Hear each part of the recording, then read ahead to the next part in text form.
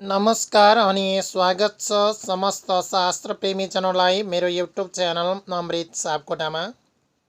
आजको यस श्रृङ्खलामा म हजुरहरू समक्ष श्रीमद् भागवत महापुराणको पञ्चम स्कन्द अन्तर्गत अध्याय 15 देखि 24 सम्मको सारांश प्रस्तुत गर्न गइरहेको छु। यसरी राजा परीक्षितलाई सुखदेव स्वामीले श्रीमद् भागवत महापुराण सुनाउने क्रममा भन्नुहुन्छ, राजन, अब तपाईलाई कुन प्रसङ्ग सुन्ने इच्छा छ बताई बक्सियोस्, म सोही अनुरूप श्रीमद् भागवत महापुराण हजुरलाई सुनाउँछु भनेर सुखदेव स्वामीले भनिसकेपछि राजा परीक्षितले भन्नुहुन्छ, सुखदेव स्वामी, तपाईँका मुखार बिन्दुबाट मैले धेरै कुराहरू सुन्दै आएँ। अब मलाई भरत वंशको बारेमा छोटकरीमा बताई बक्सियोस्। अनि सुखदेव स्वामीले भन्नुहुन्छ, राजा भरतको शेषपछि उनका छोरा सुमतिले राज्य गरे। सुमतिको वंशमा गय नाम भएका राजा भए। राजा गय अत्यन्तै धार्मिक र प्रतापी राजा थिए। उनले अत्यन्तै राम्रो तरिकाले राजका सञ्चालन गरेका थिए। उनको वंशमा पछि विरज नाम भएका राजा भए र देवकुलमा विष्णु भगवान उत्तम भए जस्तै प्रियव्रतको कुलमा राजा विरज अत्यन्तै उत्तम र प्रतापी राजाको रूपमा कहलिए। र राजा प्रियव्रतले जसरी रातलाई पनि दिन बनाउँछु भने रथमा चढेर 7 पटकसम्म पृथ्वीको परिक्रमा गर्दा रथको चक्का गढेका गहिरा भएका 7वटा घेरामा 7 समुद्र अथवा त्यो खाल्टोमा 7वटा समुद्र परेको थियो, 7 द्वीपहरू बनेका, अनि उच्च भएको जुन जमिन थियो, जुन रथ घुम्ने क्रममा जहाँ जहाँ 7 पटक उनले पृथ्वीलाई परिक्रमा गरेर रथ घुमाएका थिए, त्यो घुमाउने क्रममा एक चक्के रथमा राजा प्रियव्रत डुलेका थिए र जुन जुन स्थानमा रथको चक्काले अँठाएको थियो त्यो ठाउँमा खाडल पर्यो। ती गहिरा खाडल भएका ठाउँमा 7वटा समुद्र बने र जुन जुन ठाउँमा उच्च भएको थियो, रथ गढेको किनार किनारमा उच्च थियो, ती 7वटा उच्च जुन भाग थियो तिनमा 7वटा द्वीपहरू खडा भएका थिए। तिनै 7वटा द्वीप मध्ये बीचमा रहेको जम्बो द्वीप 4 लाख कोस फ्राकिलो र बाटुलो आकारको छ। यसरी भगवान वामनका पाउ जहाँ पखालेर आएकी स्वर्गगङ्गा त्यही सुमेरु पर्वतको शिखरमा झर्छिन् र 4 धारा भएर 4 दिशामा बग्छिन्। भारतवर्ष पुण्यभूमि हो। यो भारतवर्ष जुन वर्षमा तपाईँ हामी छौँ अथवा जुन स्थानमा तपाईँ हामी छौँ, यो अत्यन्तै पुण्यभूमि भनेर चिनिन्छ, अत्यन्तै पुण्यभूमि भनेर कहलिन्छ। देवताहरूले पनि आफ्नो राम्रो पुण्य सकिएपछि पृथ्वीमा जन्म लिनु पर्दा भारतवर्षमै जन्म होस् भनी प्रार्थना गर्छन् भने तपाईँ हाम्रो कुरा त के, यो क्षेत्रमा जन्म नपाउनु नै तपाईँ हामी साह्रै ठुलो सौभाग्यशाली व्यक्ति हो। यस्तो पवित्र स्थानमा जन्म नपाउनु, यस्ता श्रीमद् भागवत महापुराणहरू सुन्न पाउनु, गङ्गाजीको दर्शन पाउनु, गौमाताको सेवा गर्न पाउनु, यो स्वच्छ निर्मल वातावरणमा रहन पाउनु तपाईँ हाम्रा लागि स्वर्ग यही नै हो, यहाँभन्दा अन्त केही पनि छैन। त्यसकारण यो पृथ्वीमा रहेर हामी यो स्थानमा जन्मिसके पछाडि जसरी हामीले सत्कर्म गऱ्यौँ अथवा राम्रो कर्म गरेर सबैलाई खुसी पार्न सक्यौँ, सबैको लागि हाई बन्यो भने हाम्रा लागि सबैभन्दा ठुलो स्वर्ग यही नै छ, यहाँभन्दा अन्त केही पनि छैन। त्यसकारण हामी यो पृथ्वीमा जन्मिसकेपछि कसैलाई पिर्नु हुँदैन, कसैको आत्मा दुखाउनु हुँदैन र अर्काको मन पनि आफ्नो जस्तै छ अथवा पर आत्मालाई पनि आफ्नै आत्मा सम्झेर व्यवहार गर्नुपर्छ। कसैलाई चित्त दुखाउने, कसैलाई रुवाउने, कसैलाई डस्ने, कसैलाई अमिथ्य वचन बोल्ने, तुच्छ स्वभाव देखाउने त्यो व्यवहार हामीले गर्नु हुँदैन। हामी त ठुलो भाग्यशाली मान्छे स्वर्गमा जन्मिएका छौँ, यही स्वर्गलाई उपयोग गर्नुपर्छ। हेर्नुहोस् त, आखिर भगवानहरूले पनि राम्रो पुण्य सकिएपछि स्वर्गमा गएर आफ्नो पुण्यको राम्रो शुभ कर्म र शुभ कर्म सकिएपछि त अशुभ कर्मको फल भोग्नु त पूर्ण नै पर्छ, अथवा राम्रा कर्म सकिएपछि पुनः पृथ्वीमा जन्म लिनुपर्छ। त्यो जन्म लिने क्रममा पनि भारतवर्षमै जन्म होस् भनेर देवताको प्रार्थना हुन्छ भने तपाईँ हाम्रो त ओहो तिनी देवता भन्दा पनि हामी भाग्यशाली, हामी अत्यन्तै ठुला मान्छे रहेछौँ। त्यसकारण हामीले जन्म लिएको भूमि अत्यन्तै उत्तम छ, मरन्जेलसम्म राम्रो गर्ने हो, सबैको राम्रो हुने हो। मरेर गइसकेपछि नि ओहो फलानु त मरेछ, क्या राम्रो मान्छे थियो भनेर प्रशंसा गर्ने बन्ने हो। मरिसकेपछि धन्नै मर्यो, कस्तो दुष्ट थियो भन्ने हामी कदापि भन्नु हुँदैन। त्यसकारण यो भारतवर्ष अत्यन्तै पुण्यभूमि छ। यसरी भद्राश्व वर्षमा भद्रश्रवाले हयग्रीव भगवानको पूजा गर्छन्। त्यस्तै भगवती लक्ष्मीले कामदेव भगवानको पूजा आराधना गर्नुहुन्छ र कुरु वर्षमा पृथ्वीले वराह अवतार भगवानको पूजा अर्चना गर्छिन्। किमपुरुष वर्षमा हनुमानले भगवान रामचन्द्रको पूजा आराधना गर्नुहुन्छ। त्यस्तै भारतवर्षको बद्रिकाश्रममा नारद ऋषिले नर नारायण भगवानको पूजा आराधना गर्नुहुन्छ। यो भारतवर्ष कर्मभूमि र पुण्यभूमि हो। यो कर्मभूमि पनि छ सबैका लागि, अत्यन्तै रमणीय स्थल छ, अत्यन्तै राम्रो छ। संसारका यावत फलफुलहरू कृषि अथवा खेतीपातीहरू उब्जनी हुन्छ। अत्यन्तै पवित्र गङ्गाजीहरू यहाँबाट बगेका छन्। अत्यन्तै रमणीय वातावरण रहेको छ, प्राकृतिक सुन्दरताले भरिपूर्ण भएको छ। यो भारतवर्ष जहाँ तपाईँ हामी छौँ यो त कर्मभूमि र पुण्यभूमि दुवै हो। यहाँ धेरै पुण्य गरेपछि अथवा धेरै पुण्यको प्रभावले मात्रै यो ठाउँमा जन्म लिन पाइन्छ र यो ठाउँमा जब मानिसले जन्म लिन्छ त्यस पछाडि उसले थोरै पुण्य गर्यो भने पनि उसलाई धेरै पुण्य मिल्छ। थोरै धर्म गर्दा पनि उसले धेरै पुण्य प्राप्त गर्छ। त्यसकारण तपाईँ हामीले यहाँ सञ्जेलीसम्म राम्रो गरिदिए र राम्रो चिताइदिए मात्रै हाम्रो लागि उत्तमलो खडा हुनेछ। हामीले ओहो गर्नु पर्दैन। यस्ता श्रीमद् भागवत महापुराण सुन्न पाएका छौँ, यसले नै हाम्रो मोक्ष हुनेछ, यो नै हामीलाई पुण्यको बाटो हुनेछ। यहाँ त थोरै पुण्य गरे पनि धेरै पुण्य मिल्छ भने तपाईँ हामीले सुनेको श्रीमद् भागवत महापुराण सुनेपछि अथवा यसको सामृतलाई पान गरिसके पछाडि मोक्षको बाटो अवश्यमेव खुल्नेछ। यसरी पूर्वजन्मको पुण्यले मात्रै धेरै पुण्य गरिसकेपछि मात्रै भारतवर्षमा जन्म लिन पाइएको हुन्छ। हेर्नुहोस् त कस्तो पवित्र स्थलमा जन्मेका छौँ। यो नै हो हाम्रो लागि अहो ठुलो भाग्य। अब हामीलाई के चाहियो? धन सम्पत्ति के चाहिए? इष्टमित्र के चाहिए? बान्धव बान्धव हामीले त सबैलाई बान्धव बान्धव सम्झेर सबैलाई इष्टमित्र सम्झेर केवल राम्रो व्यवहार मात्रै गरिदिए, राम्रो आचरण मात्रै गरिदिए र हामी हाई हाई गर्न पुगे मात्रै हामीलाई उत्तम लोक खडा हुनेछ। यसरी जम्बूद्वीपलाई छार समुद्रले घेरेको छ र छार समुद्रलाई त्यसभन्दा 2 गुणा ठुलो प्लक्षद्वीपले घेरेको छ। यहाँका मानिसहरू भगवान सूर्यको उपासना गर्छन् र यहाँ अत्यन्तै बढी मात्रामा नुन पाइन्छ। हेर्नुहोस् हामीलाई अत्यावश्यक पर्ने त्यो नुन यही क्षेत्रमा प्राप्त हुन्छ र हामीलाई नभई पनि हुने कतिपय वस्तुहरू कति महँगा छन्। हेर्नुहोस् सुनलाई हेर्नुहोस्, हिरा मोतीलाई हेर्नुहोस्, ती कति महँगा छन्। 1.5 लाख रुपियाँ तोला परिसक्यो, त्यही गर्दा पनि पाइँदैन। लाएर हिँड्यो कता चोरले चोर्छ कि, त्यसैले आफ्नो ज्यान जान्छ कि, दाजुभाइले इष्टमित्रले त्यसैमाथि आँखा गाड्छन् कि, अथवा त्यसैमाथि कुदृष्टि लगाएर कसैले ज्यानै पोहरण गर्छ कि, कति डर छ, कति महँगो छ। आखिर त्यो वस्तु नभई पनि हुन्छ। सुनै नहुनुपर्छ भने छैन, हिरा नै हुनुपर्छ भने छैन, मोती नै हुनुपर्छ भने छैन। त्यो वस्तु हामीलाई नभई पनि हुन्छ, नभई पनि चल्न सक्छौँ। हेर्नुहोस् लाउँदै नलागेको मान्छे पनि आनन्दले बसेको छ, कति सुखी छ। त्यो नभई पनि नहुने वस्तु भएको हुनाले त्यो अत्यन्तै महँगो छ। तर हेर्नुहोस् नुन हाम्रा लागि अत्यन्तै आवश्यक छ, नभई हुँदैन। कति सस्तो छ र यही क्षेत्रमा कति धेरै नुन पाइन्छ।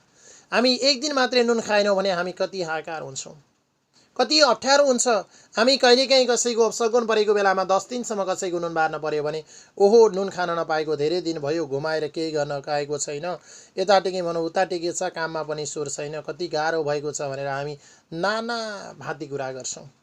एक दिन हामीले आइतबारी व्रत होला, सोमबारी व्रत होला, मङ्गलबारी व्रत होला, शनि त्रयोदशीका व्रत होलान्, शनिबारी व्रत होलान्, कुनै व्रत हामीले गरेका छौँ भने नुन नखाएको आज त छ्या कस्तो भएको छ, घुमाएको छ, टाउको दुखेको छ, प्रेसर लो भएको छ, हामी नाना भाँती कुरा गर्छौँ। एक छिन पनि हामी त्यो नुन नखाएको बानलाई पचाउन सक्दैनौँ, अथवा मैले नुन खाएको छैन म ठिक छु भनिँदैन, नुन नखाएको कारणले म कमजोरी भयो भन्दै हामी गफ गर्दै हिँड्छौँ। कस्तो हेर्नुहोस् त अवस्था। तर त्यो नुन आखिर सबै व्यक्तिका लागि चाहिँदो रहेछ, सबै व्यक्तिलाई नभई नहुने रहेछ, कति सस्तो बनाइदिएको छ। त्यही भएर अत्यावश्यक वस्तु सस्तो छ, प्रकृतिले बनाइदिएको छ। अब त्योभन्दा नुनभन्दा पनि सस्तो के होला हेर्नुहोस् त, तपाईँ हामीलाई आवश्यक पर्ने पानी। पानी हेर्नुहोस् कति सस्तो छ। हो कोही कोहीले तिर्नुहुन्छ होला मिटरले हेरेर, त्यही पनि 100 रुपियाँ, 50 रुपियाँ, 80 रुपियाँ, 150 रुपियाँ तिर्नुहुन्छ होला। तर दिन रात जतिखेर खाना पकाऊ पानी चाहिएको छ, कपडा धोऊ पानी चाहिएको छ, कतैबाट काम गरेर आयो अत्यन्तै थकान भयो तिर्खा आयो कल पिउनका लागि पानी चाहिएको छ। शरीरभरि पसिना आयो, गन्ध आयो, दुर्गन्ध आयो, त्यसलाई हटाउनको लागि पन्छाउनको लागि पानी नै चाहिएको छ। हर बखत तपाईँ हामीलाई कृषिमा लगाउनु पर्यो अथवा काउली भन्दामा भयो, सागपातमा भयो, मुलामा भयो, गाजरमा भयो, टमाटरमा लगाउनु पर्यो, त्यहाँनिर पानी नै चाहिएको छ। गाई बस्तु गोठमा ढुवाङ ढुवाङ गर्छन्, त्यसलाई खुवाउनको लागि पानी नै चाहिएको छ। फोहोर वस्तुहरू आउँछ हाम्रो घर आँगनीमा, त्यसलाई सफा गर्नका लागि बढार्नका लागि नै हामीलाई पानी चाहिएको छ। 24 घण्टा पानी चाहिएको छ। त्यो पानी अझै सस्तो छ, अति नै आवश्यक छ। अब त्योभन्दा पनि सस्तो र नभई नहुने वस्तु अर्को छ, त्यो के होला? त्यो हो हावा। तपाईँ हामी हावा बिना, अक्सिजन बिना 1 सेकेन्ड पनि बस्न सक्दैनौँ। तर त्यो हेर्नुहोस् कति सस्तो छ। बरु पानी नभएर मानिस छटपटाएर 24 घण्टा 48 घण्टा बस्ला। नुन नभएर मानिसहरू वर्षौं दिनसम्म नुनको भोगी नगरिकन बस्न सक्छ। पहिलाका ऋषिमुनिहरूले नुन प्रयोग गर्दैनथे, बाँचेकै थिए। आज तपाईँ हामी पनि बाँच्न सक्छौँ। पानी नभएर पनि 24 घण्टा 48 घण्टा बाँच्न सक्छौँ। तर हावा भएन भने 24 घण्टा के 24 मिनट के 24 सेकेन्ड बाँच्न पनि गाह्रो हुन्छ हामीलाई। र त्यही वस्तु प्रकृतिले हामीलाई उपहार दिएको छ। कसैले पैसा तिर्नु पर्दैन, कसैले तिर्नु भएको छैन हावालाई पैसा। आखिर अत्यावश्यक वस्तु नै त्यही हो। त्यही वस्तु फ्री छ, तपाईँ हामीलाई निःशुल्क छ, प्रकृतिले उपहार दिएको छ। र प्रकृतिको यो चक्र हो। हेर्नुहोस्, हामीलाई नभए नि हुने वस्तु हामीले खोज्छौँ भने त्यसलाई महँगो बनाइदिएको छ। नभई नहुने वस्तु अत्यन्तै सुलभ मूल्यमा निःशुल्क रूपमा हावा निःशुल्क प्राप्त गरे जस्तै हामीले प्राप्त गरेका छौँ। हामीले त्यसलाई पैसा तिर्न परेको छैन। यो प्राकृतिक चक्र हो, चक्रले मिलाइदिएको छ। यसरी स्वर्ग र पृथ्वीको बीचमा अथवा बीच भागमा जुन आकाश भनेर चिनिन्छ, स्वर्ग र पृथ्वीको जुन बीच भाग, त्यहाँ भगवान सूर्यनारायण र अरू ग्रह नक्षत्रको गति छ। हेर्नुहोस्, हामीले माथि सूर्य भगवानलाई देख्न सकेका छौँ। अन्य ग्रह नक्षत्रहरू त्यहाँ छन् भनेर हामीले विश्वास गरिएको छ। त्यहाँ देख्न सक्छौँ विभिन्न प्रक्रियाद्वारा। उनी भगवान सूर्यबाट सूर्यलोक, मर्त्यलोक, आकाश, दिशा र विदिशाहरू छुट्याइन्छ। उनी सूर्य कताबाट उदाउँछ त्यता पूर्व भनिएको छ, अस्ताउँछ पश्चिम भनिएको छ, एवं मृतले कोही उत्तर कोही दक्षिण भनिएको छ। यसरी दिशा विदिशाहरू छुट्याइएको छ। तिनै सूर्य भगवानले आज तपाईँ हामीलाई उनी सूर्यनारायण भगवानले दिशा विदिशाहरू छुट्याउनको लागि सहयोग गर्नुभएको छ। यिनी सूर्य भगवानका 2 अयनहरू छन्, ती हुन् उत्तरायण र दक्षिणायन। यसरी दक्षिणायन उत्तरायण भन्नाले माघदेखि असार मसान्तीसम्मको जुन अवधि छ यसलाई उत्तरायण भनेर चिनिएको छ। र श्रावण 1 गतेदेखि पौष मसान्तीसम्मको जुन छ त्यसलाई दक्षिणायन भनेर चिनिएको छ। यसरी जब उत्तरायणको सुरुवात हुन्छ, उत्तरायणको सुरु भइसकेपछि कर्मसँग दिनहरू लामा, रातहरू छोटा हुँदै जान्छन्। र तब दक्षिणायनको समय सुरुवात हुन्छ, त्यस पछाडि दिनहरू छोटा, रातहरू लामा हुँदै जान्छन्। उत्तरायण सुरु हुँदा बित्तिकै दिन लामा, रात छोटा। र जब दक्षिणायन सुरु हुन्छ, दक्षिणायन सुरु हुँदा बित्तिकै दिन छोटा र रात लामा हुन्छन्। र सामान्य अवस्थामा हेर्दा वैशाख र कार्तिकमा जहाँ दिन रात समान हो जस्ता देखिन्छन् अथवा दिन र रातको समय बराबर हुन्छन्, यिनीहरू मिल्दोजुल्दो रूप हुन्छ अथवा दिन पनि बराबरी जस्ता, रात पनि बराबरी जस्ता देखिन्छन्, मिल्दोजुल्दो रूपले समान भनिएका हुन्छन्। यसरी जसरी चक्काको एक भागमा रहेको कमिलो आफ्नो गतिले हिँड्छ र कोही समयपछि त्यही चक्काको अर्को ठाउँमा पुग्छ। हेर्नुहोस् त, एउटा कमिलो चक्कामा बस्यो भने, कुनै रायमा बस्यो भने ऊ त्यहाँ घुम्छ घुम्छ घुम्छ, उसले जिन्दगीभरि घुमेरै सक्दैन। एकातिर गयो अर्कोतिर सुरु भयो, अर्कोतिर भयो, चक्कामा घुमेको छ, पन्का हानेको छ, अर्को ठाउँमा पुग्छ। त्यस्तै गरी राशिहरूले सहित कालचक्रमा रहेका ग्रहहरूको गति आफ्नै अनुसारको छ। उनीहरू घुमेका छन्, आफ्नै चक्रमा घुमेका छन्। यसैले आफ्नो गति अनुसार ग्रहहरू एउटा राशिबाट अर्को राशिमा जाने गर्छन्।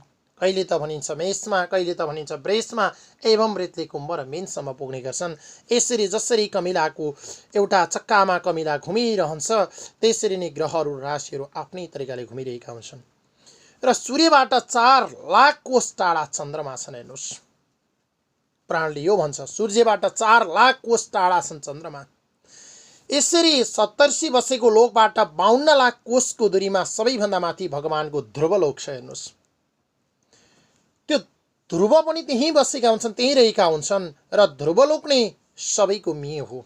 जसरी दाइँ हाल्नका लागि बिचमा मियो गाडिएको हुन्छ र एउटा गोरुलाई मिएमा राखिएको हुन्छ र उसैको अन्डरमा अथवा त्यही मिएको आधारमा वरिपरिबाट दाइँमा गोरु घुमेर तपाईँ हाम्रो दाइ हुन्छ, पराल चाले ल्याएर टाउवा हाल्छौँ अनि हिउँदभरि गाईबस्तुलाई खुवाउँछौँ। त्यसरी नै ध्रुवलोक भनेको सबैको यस संसार चलाउने मियो हो। ग्रह नक्षत्रहरू ध्रुवलोकलाई आधार मानेर आफ्नो गति अनुसार फनी घुमिरहेका छन्।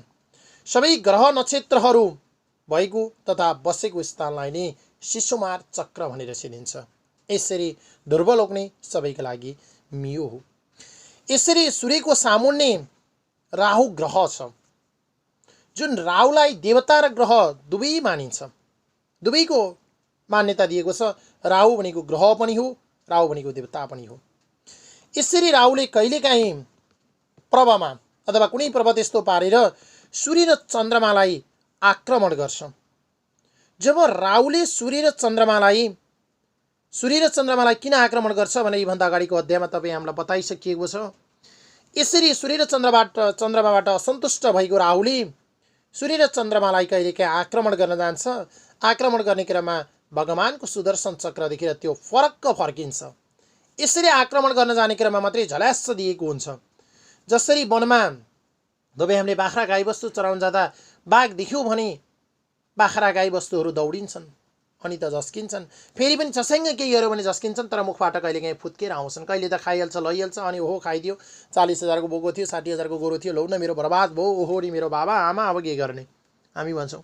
तर कहिलेकाहीँ फुत्केर आउँछ, चम्कन्छ, पुछा ठडाउँदै गोरु दौडिन्छ, हेर हुँ गर्दै बाख्रो दौडिरहेको हुन्छ, अब प्याप्या गर्दै आइरहेको हुन्छ, म्याम्या गर्दै बाख्रो आउँछ र बाख्रो फुत्कन्छ र तर उसलाई झस्याङ्ग भइरहेको हुन्छ।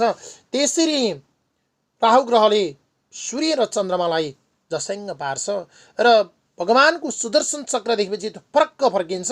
यसरी जुन झस्याङ्ग पारेको अवस्था छ त्यसलाई भनिन्छ ग्रहण लाग्यो। त्यही हो ग्रहण लाग्यो भनेको। जुन राहुले अथवा राहु र केतुले जुन भनिन्छ सूर्य र चन्द्रमालाई जुन दुःख दिएको अवस्था हुन्छ त्यसलाई ग्रहण लाग्यो भनिन्छ।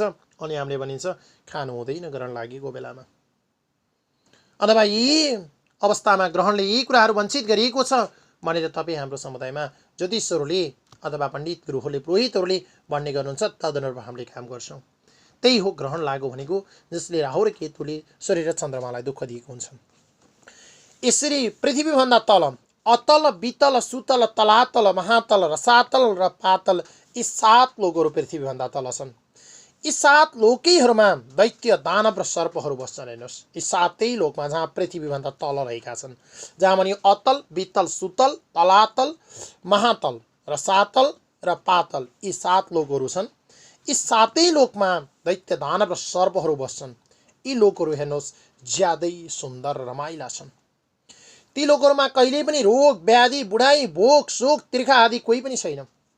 त्यहाँ बुढाइ पनि लाग्दैन, भोक पनि लाग्दैन, रोग पनि छैन, शोक पनि छैन, तिर्खा पनि छैन। अत्यन्तै रमाइला लोकहरू हुन् ती। हेर्नुहोस्, त्यस्तो लोकमा जान पाए पो बल्ल आनन्द। यहाँ त 10 मिनट भयो भने हामीलाई खर हुन्छ, भोक लाग्छ, यसो 30 वर्ष कट्यो भने गाला चाउरी पर्छन्, कपाल फुल्न थाल्छ, अनि बुढेसकाल लायो, अनि यता क्रिम दल्यो, उता क्रिम दल्यो, टाउकोमा कपाल फुल्यो भने मेहन्दी दल्यो, यता लायो, उता लायो, जति गर्दा पनि शरीरको रूप नै देखियो। भोकले खायो, तिर्खाले खायो, सुखले खायो र विभिन्न व्याकुलता पढ्यो, व्याधिहरू आए, बुढै लाग्यो अनि हाम्रो कालचक्र गइहाल्यो। हेर्नुहोस् त, क्षणिक समय छ यो। तर ती जुन पृथ्वीभन्दा तल रहेका 7वटा लोकहरू छन् तिनमा न त कहिले बुढै लाग्छ, न त कहिले रोग व्याधि छ, न त भोक छ, न त शोक छ, न त तिर्खा छ, कोही पनि छैन। त्यस्ता लोकमा जन्मिनु पाए पो हो। हामी त यस्तो पृथ्वीमा अझै यसैलाई हामीले स्वर्ग भनिसक्यौँ। अहो, भगवानले पनि यही जन्म लिने अरे। यसरी अतलमा मायाका छोरा बल बस्छन् र सुतलमा बलिराजा बस्छन्। पातलमा नागहरू बस्छन्। ती नागहरू मध्येमा कसैका 5 वटा शिर छन् त, कसैका 10 वटा छन्, कसैका 7 वटा छन्, कसैका 100 वटा शिर भएका त्यस्ता नाग देवताहरू बस्ने गर्छन् पातालमा। पातालमा सबै नागहरू छन्। ती मध्येमा कसैका 5 वटा शिर भएका ठुला ठुला नागहरू, कोही 10 वटा शिर भएका, कोही 7 वटा शिर भएका, कोही 100 वटा शिर भएका यस्ता नाग देवताहरूको बसाई पातालमा रहेको छ।